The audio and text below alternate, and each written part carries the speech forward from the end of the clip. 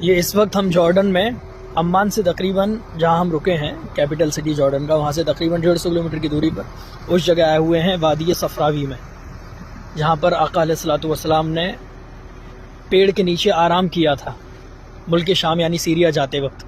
ये चारों तरफ रेगिस्तान, कहीं पर भी एक दरख्त का भी नामो निशान नहीं, हल्की फुल्की जो रेगिस्तानी घास होती है उसका वजूद है बस, बाकी ये हर तरफ रेगिस्तान है। अब सामने हम जो जा रहे हैं वहाँ वो दरख्त आने वाला है जहाँ सरकार अलैहिस्सलातु वस्सलाम ने आराम फरमाया था, और इस दरख्त को तकरीबन 1440 या 1450 साल गुजर गए, अब तक हरा भरा है।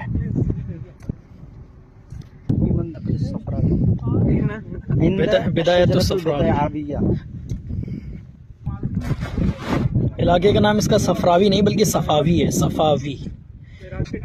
चारों तरफ रेती रेत है।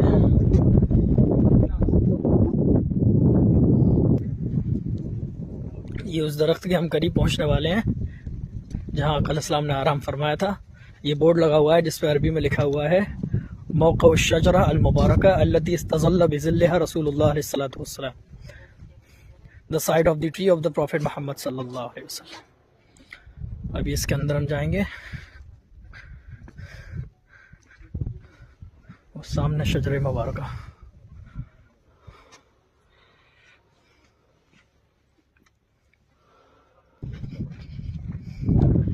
ये क्या आका अलैहिस्सलाम का अब तक ज़ाहिर होने वाला वो अजीम मौजज़ा, दरख्त पूरा हरा भरा खड़ा हुआ है, आसपास कई किलोमीटर तक ऐसे बड़े बड़े दरख्तों का वजूद नहीं है, हर तरफ रेगिस्तानी रेगिस्तान है। 20-20, 25-25 किलोमीटर तक कुछ अता पता नहीं है पेड़ों का। ये वो पेड़ है, अल्लाह अकबर।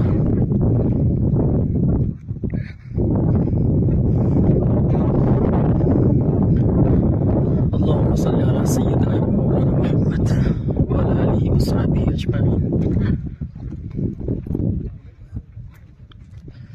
अल्लाह अल्लाह अकबर।